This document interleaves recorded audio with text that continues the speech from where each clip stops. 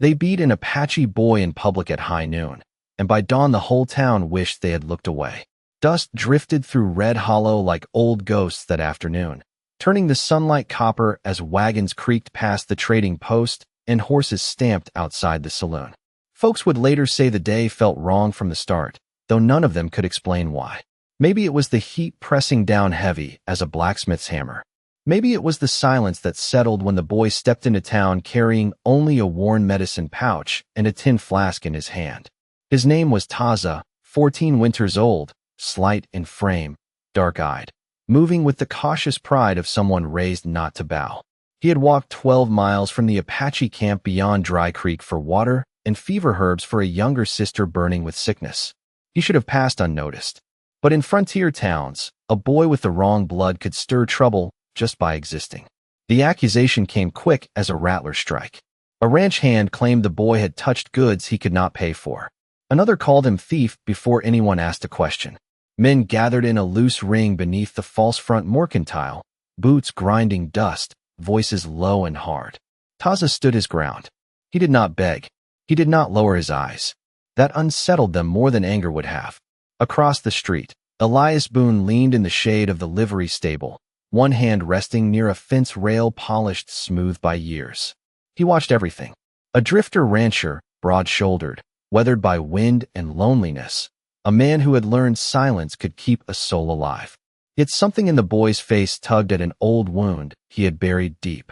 Then an old beggar appeared near the well, gray-haired, wrapped in travel rags, unnoticed by nearly everyone. He sat on an overturned crate and watched with eyes too steady for a hungry man. No one knew he had arrived before dawn. No one wondered why he never looked away from the boy. Taza tried once to explain. Said the water was for his sister. Said the pouch carried medicine, not stolen coin. But the crowd heard only what matched its fear. A hand knocked the pouch loose.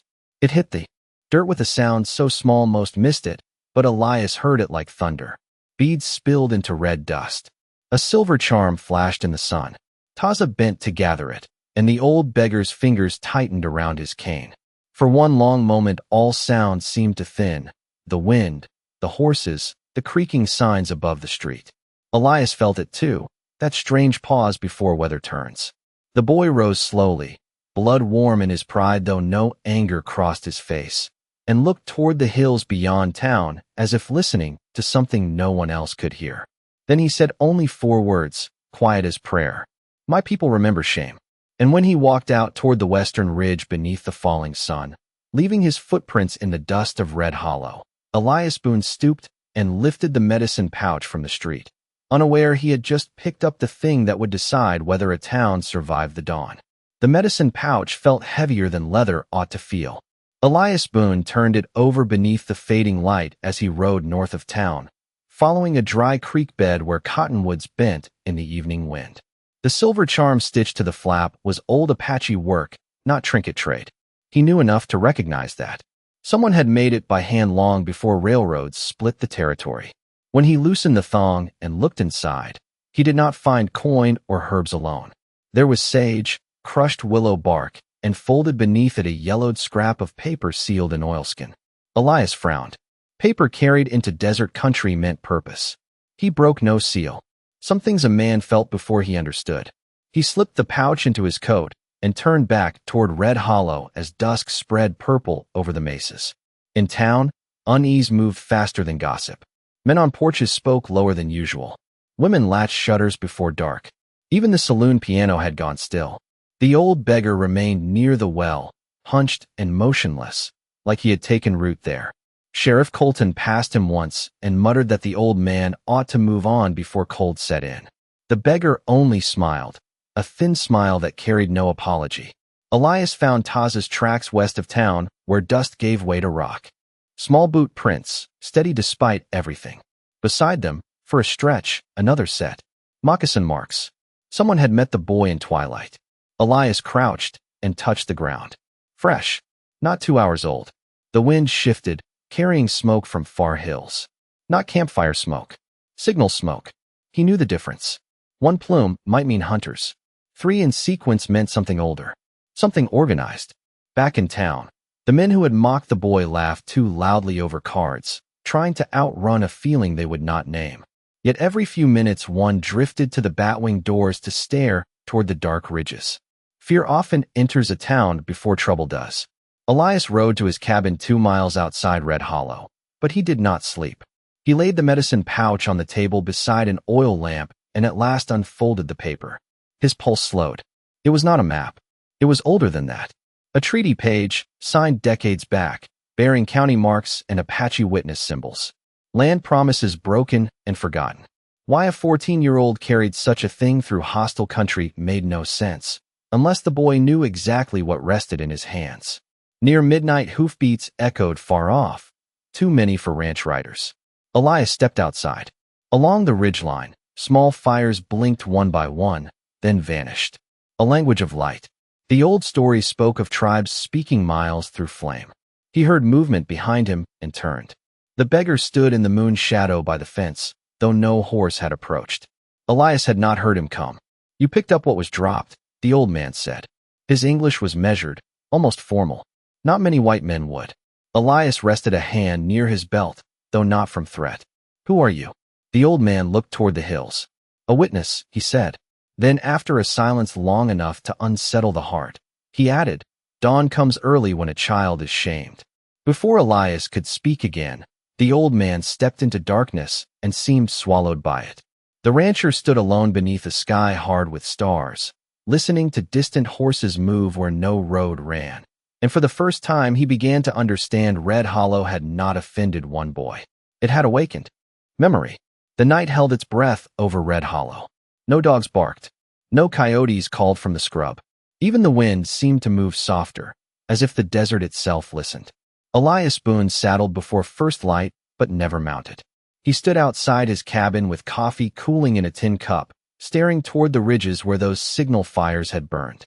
The medicine pouch lay tucked beneath his coat, close enough to feel against his ribs. Some objects grow heavier once a man knows what they mean. In town, lanterns still glowed in a few windows where sleep had not come. Sheriff Colton paced the boardwalk before his office, pretending routine where none remained. At the livery, the men who had shamed Taza checked rifles they prayed not to use. Their bravado had thinned into whispers. One swore he heard riders circle the outskirts after midnight. Another claimed hoofprints lined the dry wash south of town. No one wanted to be first to say they were afraid.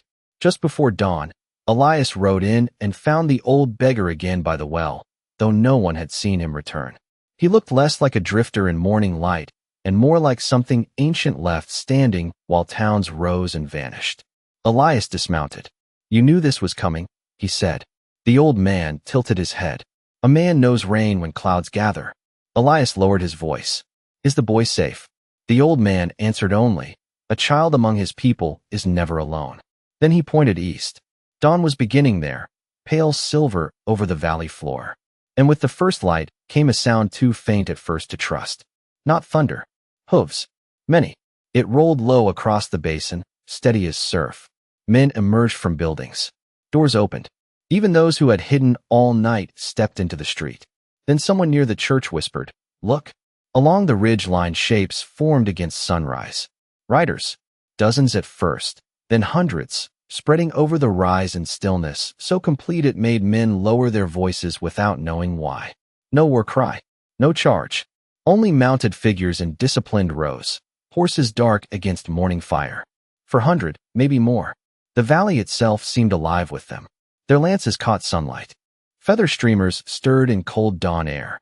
Elias felt the town shrink beneath that sight. Yet what struck him most was not force. It was order. They had come not as raiders, but as witnesses. At their center rode a youth on a paint horse.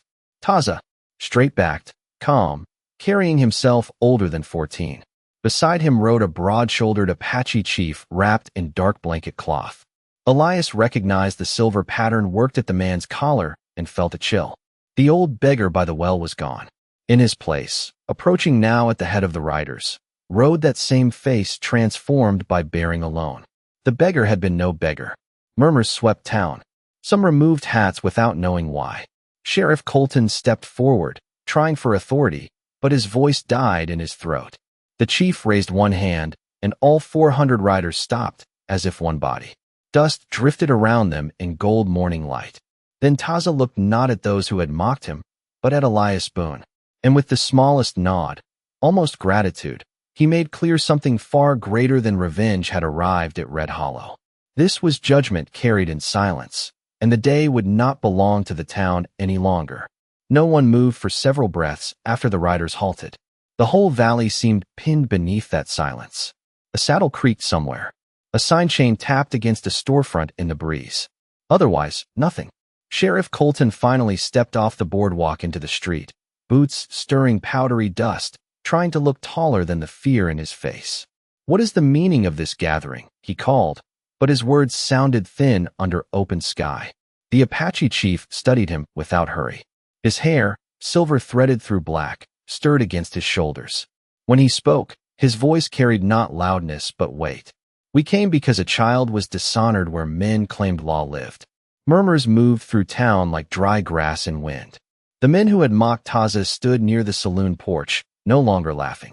One shifted as if to retreat inside, but found no place to go.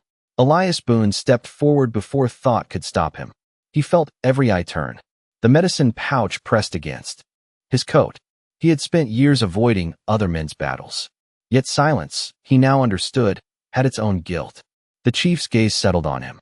"You picked up what others cast down," he said. Elias nodded once. The sheriff frowned. "You know this man." Elias answered without looking back. "I know enough to listen." Taza guided his horse a few paces forward. In daylight he seemed younger again, but his composure held. He looked not triumphant, only solemn. "My sister still waits for medicine," he said. "I came for water and mercy. I found neither." The words struck harder because they were simple. Even some townsfolk lowered their heads. Then the chief raised one weathered hand, and another rider brought forth a long wrapped bundle. For one heartbeat men tensed, expecting arms. Instead, the chief unrolled an old treaty document, the very paper Elias had seen by lamplight. It fluttered in dawn wind like something half ghost, half judgment. "This was promised ground," the chief said, "signed before any of these walls were raised. Yet promises fade when memory dies. Unless memory rides back." He turned his horse slowly, letting all 400 riders be seen. Not one had reached for a weapon. Their discipline itself was accusation. Sheriff Colton swallowed hard. "If you seek complaint, bring it before court." The chief answered, "Today is the court." A hush followed so deep Elias heard a horse breathe. Then something unexpected happened. An old widow stepped from the crowd, a church-going woman named Martha Pike, and said in a trembling voice, "The boy spoke true yesterday. I heard him ask only for water." Her confession broke a dam. A blacksmith muttered he had seen the pouch knocked down. A stable boy admitted the accusation had been false from the start. One by one, truth crept into daylight. The men who had led the shaming now stood smaller than before, exposed not by force but by witness. Elias drew out the medicine pouch and walked into the open between town and riders. He held it toward Taza with both hands. The boy accepted it, but instead of turning away, he offered the pouch to the chief, who did not take it. "Keep it," the chief said. "A thing dropped in disgrace may be lifted in honor." Then he looked over Red Hollow and spoke words none there forgot. "We did not come to punish a town. We came to ask whether its heart still lives." And for the first time, men who had feared warriors understood they were not facing war at all. They were facing themselves. The words settled over Red Hollow heavier than storm clouds. No one answered at first because no one knew how. Men who had spent lives measuring worth by fences, cattle, and the quickness of a draw now stood judged by something harder to evade. Character. Sheriff Colton removed his hat and held it at his side. It was a small act, but in frontier country, small acts carried weight. The Apache chief turned his horse slightly and looked toward Taza. The boy nodded once, as though some silent understanding passed between them. Then the chief spoke again. "There will be no vengeance today, only truth." He pointed not at the men who had accused the boy, but toward the church bell hanging crooked in its frame. "Ring it. Call every soul in this town. If justice claims to live here, let it stand in daylight." Martha Pike herself took the rope. The bell rang across Red Hollow, slow and solemn. Farmers rode in from outlying homesteads. Storekeepers left counters unattended. Children gathered beside mothers who hushed them without knowing why they whispered. Within the hour, The whole town stood in the square where Taza had been shamed the day before. But now no one occupied the center except silence. Elias Boone stepped beside the chief, not as envoy, not as hero, simply as a man who had chosen at last not to stand apart. He held up the treaty page for all to see. This town forgot more than courtesy, he said. It forgot its word. Murmurs rose. Some had never heard of any treaty. Others had, but treated it as dust-covered history. Yet history, Elias knew, had a way of returning on horseback. Then the chief made an unexpected request. Let those who accused the boy speak first. The ranch hand who had called Taz a thief shuffled forward, hat twisting in his hands. Yesterday his voice had carried swagger. Now it carried none. I saw him near the water barrels, he muttered. I assumed. The chief said nothing. Assumption is often cowardice wearing certainty. The words cut without cruelty. One by one the others admitted they had followed the loudest voice. No hatred had driven them, only habit and pride. Somehow that sounded worse. Then came the turn no one expected. The chief looked to Elias. And you, white rancher, why did you not stop it when you saw wrong? The question struck deeper because Elias had asked it of himself all night. He answered plain. Because silence had become easier than courage. And I was wrong. A hush moved through the square. Even Taza watched him with unreadable eyes. The chief inclined his head slightly, as if respect had just been earned. Then Taza dismounted and walked alone into the center. 400 riders remained motionless behind him. The boy reached into the medicine pouch and withdrew a small woven bracelet. My mother made this for my sister, he said. Yesterday it lay in the dust. Today I ask who will lift more than a bracelet. Who here will lift what was broken? It was not accusation. It was invitation. Martha Pike stepped forward first and placed a canteen in his hands. Then the blacksmith offered horseshoes for the Apache camp. Then others, awkwardly, almost ashamed, began bringing flour, blankets, medicines. Not tribute. Restitution. Sheriff Colton turned to the ranch hand who started the false charge and said, You will ride supplies to the Apache camp yourself. The man blinked in disbelief, then lowered his head and agreed. Across the valley sunlight climbed higher, warming frost from fence rails. The chief watched without expression until finally he said to Taza, A child may receive apology. Only a man may choose what follows.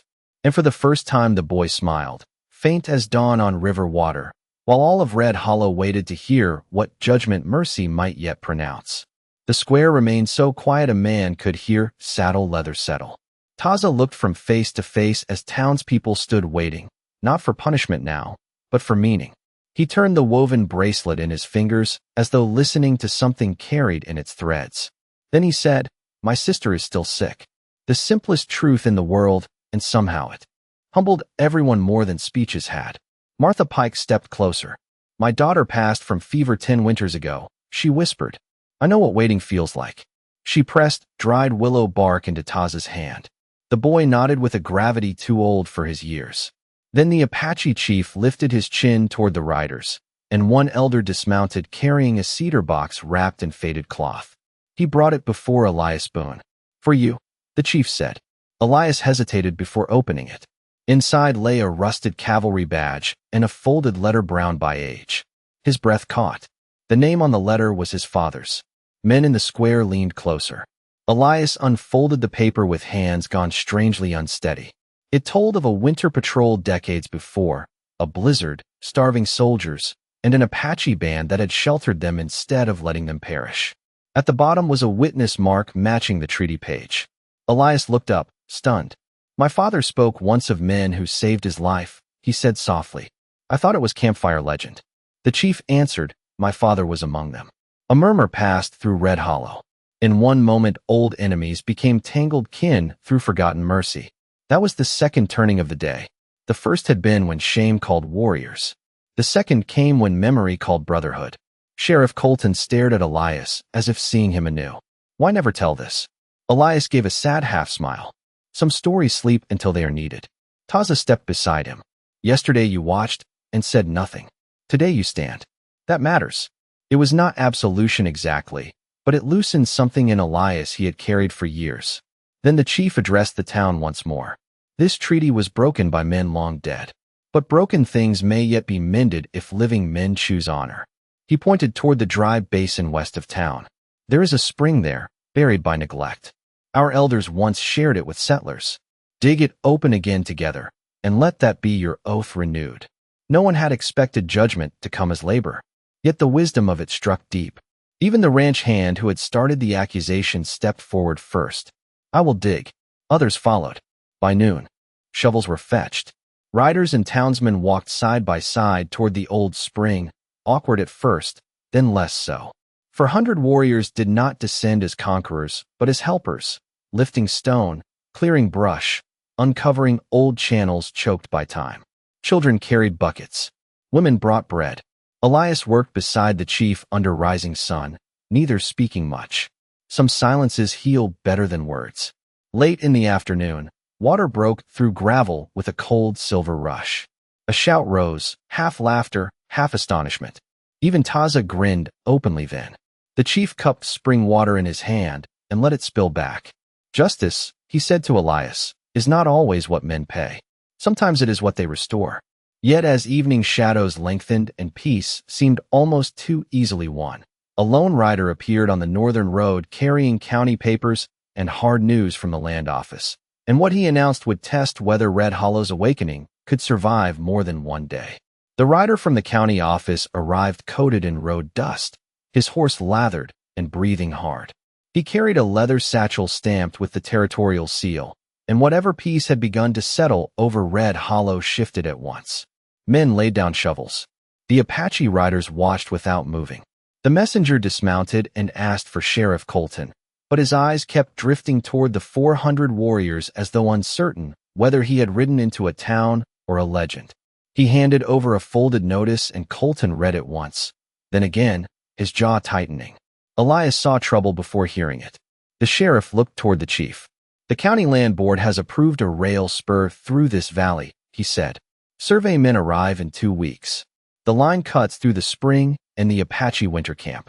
The words landed colder than mountain runoff. After all the morning had restored, here came the old machine of greed rolling in from somewhere far beyond conscience. Some townsmen muttered that the railroad meant prosperity. Others looked ashamed even to consider it. Taza studied Elias, as if weighing whether white promises had already begun to fade. But the greater shock came when the messenger added one more thing. The petition approving the seizure bears signatures from Red Hollow. Several faces turned. The ranch hand who had accused Taza stared at his boots. The store owner stepped back as if distance could erase ink. It emerged slowly that months before, many had signed without reading, lured by talk of freight and money. The old harm had not ended. It had only worn cleaner clothes. For a long while no one spoke. Then Elias Boone did something no one expected. He stepped onto the stones beside the reopened spring and raised the treaty page in one hand and the county notice in the other. Yesterday this town judged a boy without truth, he said.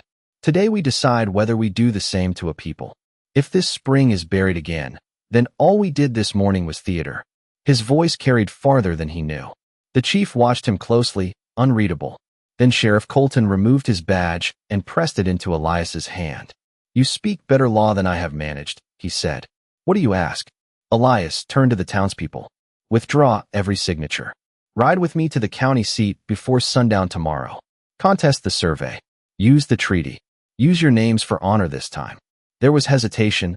Then Martha Pike said, I will sign against it. The blacksmith followed.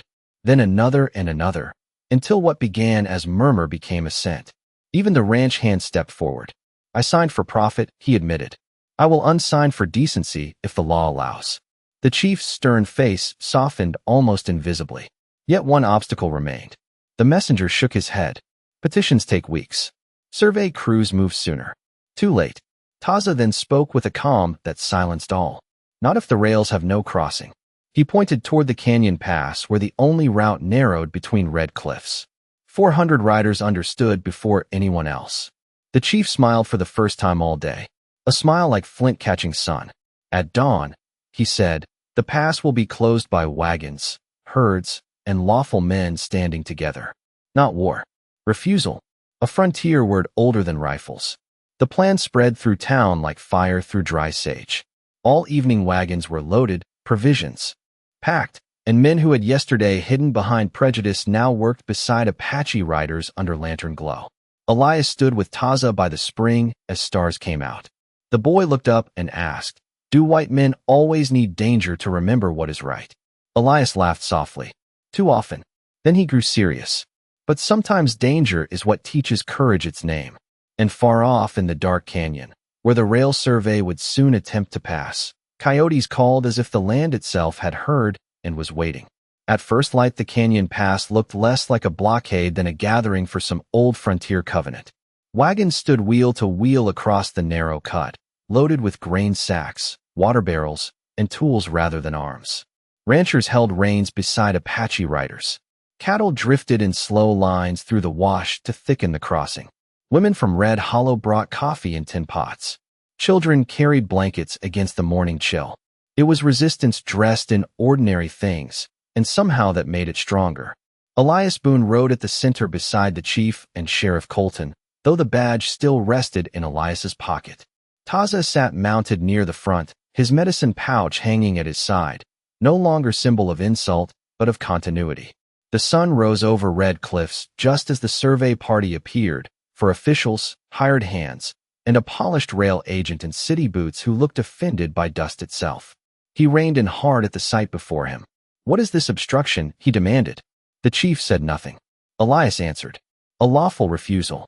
The railman laughed, thin and superior. "You cannot stop progress with wagons." Sheriff Colton stepped forward. "Perhaps not, but you can delay theft with witnesses." He produced the treaty and the town's counterpetition, now carrying nearly every signature in Red Hollow. The railman dismissed it as sentiment. Then Martha Pike, astonishing even herself, called from a wagon seat, "Progress that buries a spring is only greed with polished shoes." A ripple of approval moved through settlers and riders alike.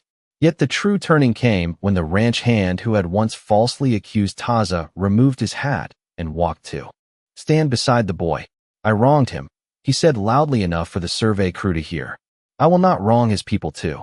One by one others stepped forward until the railmen faced not Apache resistance nor settler resistance, but something rarer.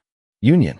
The agent studied the canyon walls, the crowd, the cattle, the impossible inconvenience of conscience.